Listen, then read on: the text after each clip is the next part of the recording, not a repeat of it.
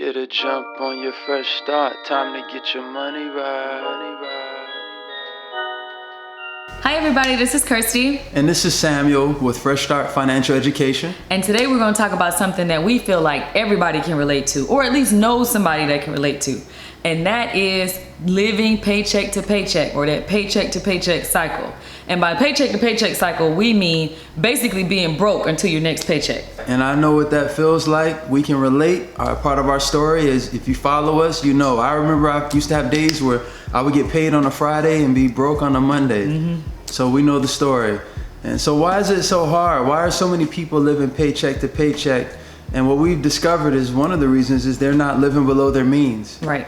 And how we define living below your means is simply spending less money each month than what you make. And the fresh start way of living below your means is not barely living below your means or minimal, but we want to get you to live well below your means. So the idea of establishing a lifestyle that requires much less than what you bring in.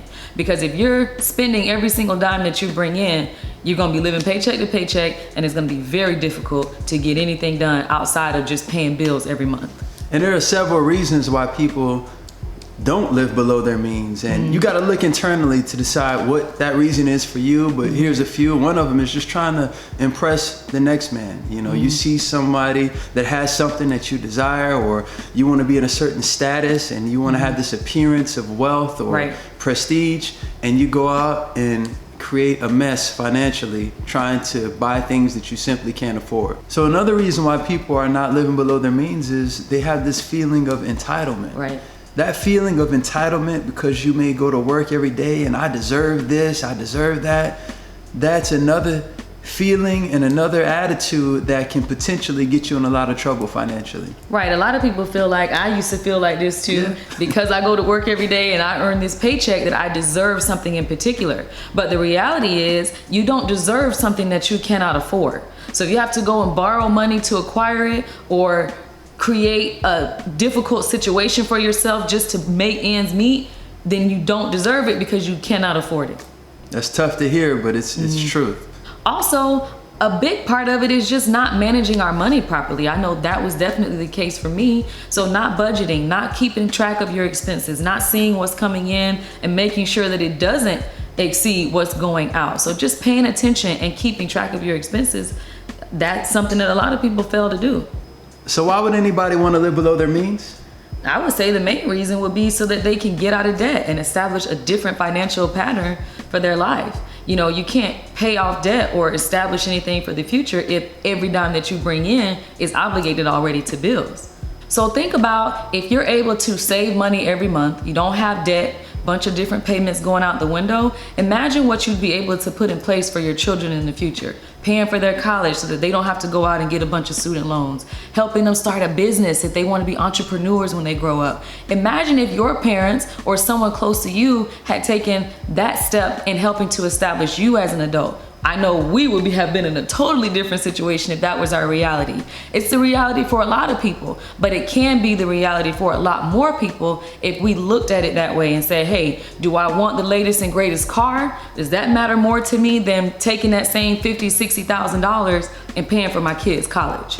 So those are some great points, and hopefully your heart is going and you're ready to make a change and think of some ways and how to live below your means. And you can start by minimizing your expenses. You know, when Kirsty and I were getting out of debt, one of the things we did was we looked at each and every line item and we thought of ways how we can reduce that expense or eliminate it altogether. Right, so we went through and looked at, hey, what can we do without? And the things that we absolutely had to have, we were trying everything we could to make those expenses as low as possible.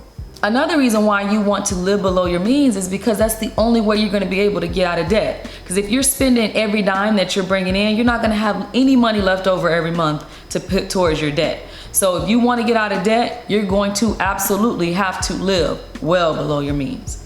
So as we're talking about living below your means, we recognize that some of you are living paycheck to paycheck, not because you are living above your means, but because you simply don't make enough to cover sometimes the basic necessities and things that you need on a daily basis to provide for yourself and for your family. So what we want to encourage you to do is think of ways to maximize your income potential. Right. So whether that be getting a second job, looking for a new job, maybe changing career paths, sometimes maybe picking up a trade, going back to school if it's not going to increase your debt load. Right. Just different things. Sometimes there's work from home positions, again, second job opportunities, all kinds of different things that you can do to maximize your income potential. And another big one in living below your means is learning to separate your needs from your wants.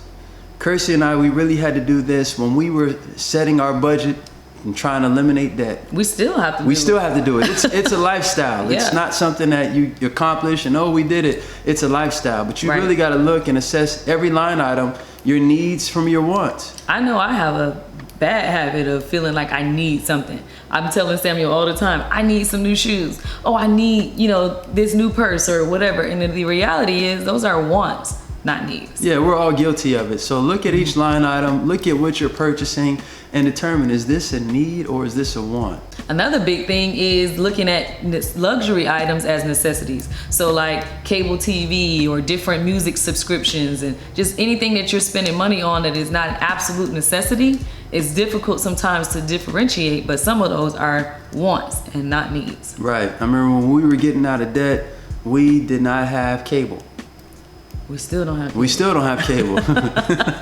We still don't have cable. So there are other means to watch television or have entertainment than cable, or you just have to, again, recognize the difference between needs and your wants. Right. And doing that will help you to be able to free up some of your income, live below your means, really make some traction with your financial goals. And just real quick, we want to give you guys some examples of some people who are living well below their means and are doing very well financially. Mm-hmm. I recently read an article of Kawhi Leonard, who recently won an NBA championship. I'm still hurt by that.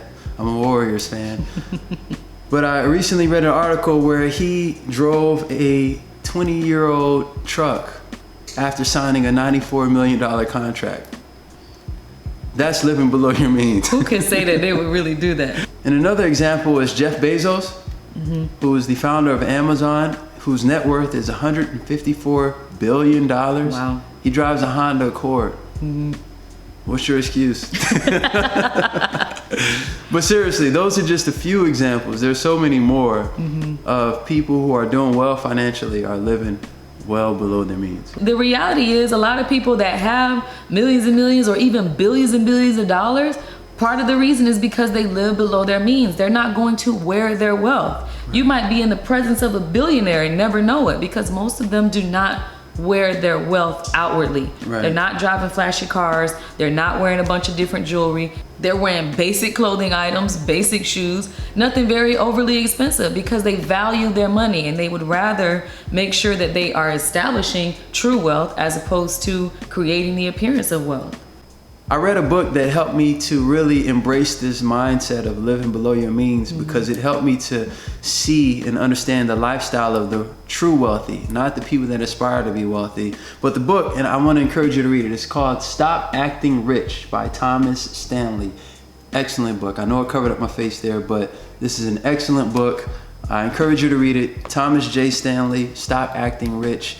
It'll help change your thought process about what wealth really looks like.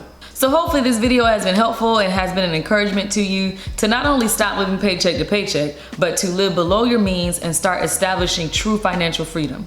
So make sure you stay tuned. We got many more videos to come. Subscribe to our channel and turn on your notifications, because we're going to be sharing some very helpful content as you embark on this journey to debt freedom.